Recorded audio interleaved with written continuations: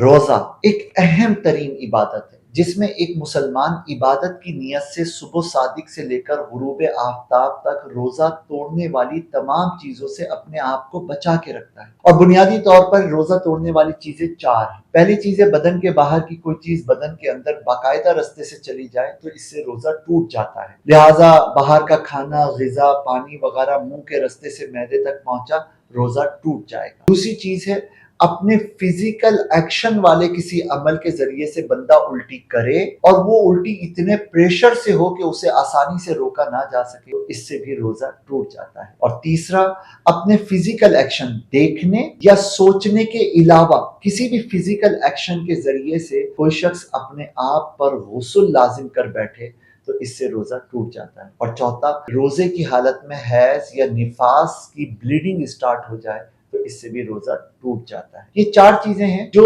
روزے کی بنیادی حیثیت کے اندر روزے کو توڑنے کا سبب بن جاتی ہیں۔ اس کے علاوہ کچھ چیزیں اور بھی ہیں جن سے روزہ تو نہیں ٹوٹتا لیکن اس کی روحانیت تباہ و برباد ہو جاتی ہے۔ انشاءاللہ ان چیزوں کو بھی ڈسکس کریں گے لیکن کچھ وقت کے بعد۔